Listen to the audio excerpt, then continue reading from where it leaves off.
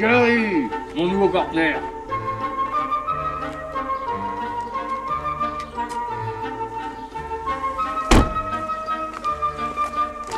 Gary.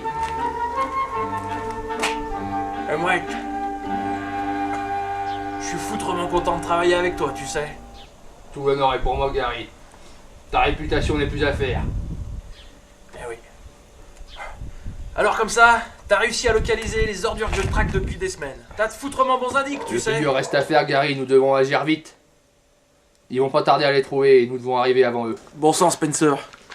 Je comprendrai jamais pourquoi ces abrutis passent tout leur temps à s'entretuer. Les traumatismes de l'enfance, Graham. Des névroses si tenaces qu'elles les poussent à tuer encore et encore. Je me rappelle de cette discussion avec Malone au sujet de Véro Lavérole. Véronique a vécu une enfance en apparence heureuse, non? Un gros lapin en peluche, des frères et sœurs, des parents avenants.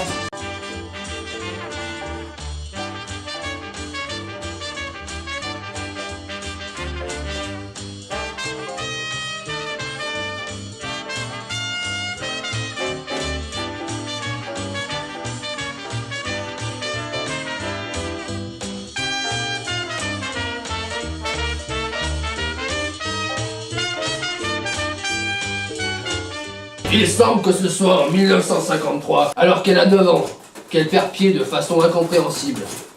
Elle renverse un seau sur la tête de sa sœur. Elle tue son chat et le donne à manger à son chien. Et le joueur du crash du Douglas DC-3 de Cyan Airways à Daletgahn, le 21 décembre 1953, elle fait la fête au lieu de se mettre en deuil. Quant à Jay le Bonnet, il est né sous la coupe protectrice de son père, Jean le Fromage Blanc, le parrain de la côte. De sa mère, Marie-Jo, la fermière aux mains rouges, et de ses frères, Cédric Lafesselle et Olivier l'épicier. Une famille utilisant une ferme pour blanchir l'argent de la drogue.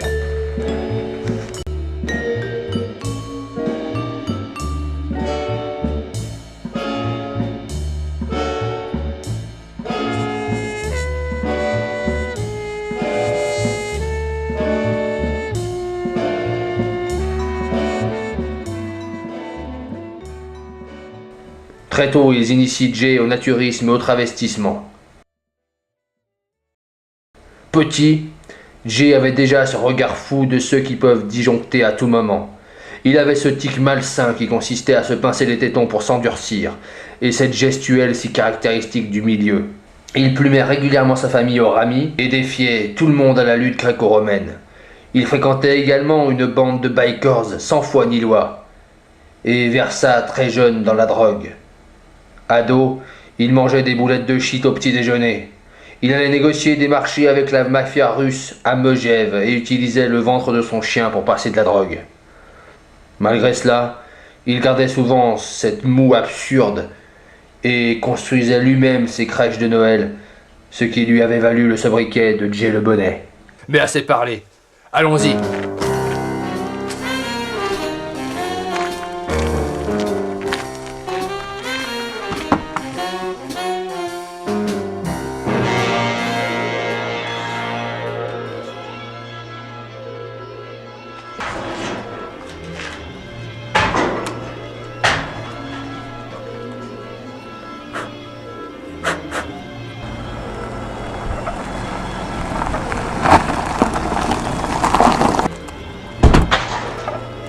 Prépare ton arme, Gary.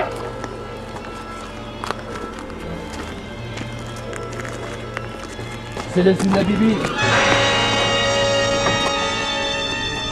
Qu'est-ce qui s'est passé, Delphine la Bibine? Ils nous attendaient. Ils nous ont tous massacrés. Quelqu'un a survécu? Ils nous ont tous. Victime 325. C'est fini pour elle.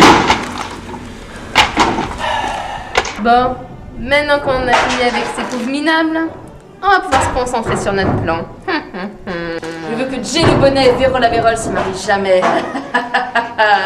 Et qu'ils meurent. Ou qu'ils se marient et qu'ils meurent après. Peu importe. Ça ne sera pas dur de buter Véro Lavérole. C'est devenu une vraie poule mouillée. Une vraie fiotte. Rappelez-vous quand elle a pleuré sur une chanson de Lou la Gargouille. Lors du concert qu'il avait organisé au lycée. Elle aimait bien ces chansons.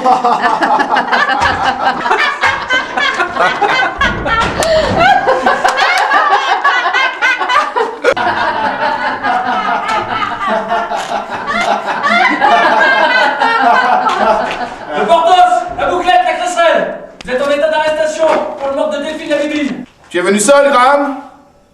Je te savais suicidaire depuis l'achat du Han Gourcuff pour 25 millions d'euros. Mais pas à ce point. Maintenant, vous allez déposer vos armes bien gentiment au sol. Je vous ai en joue.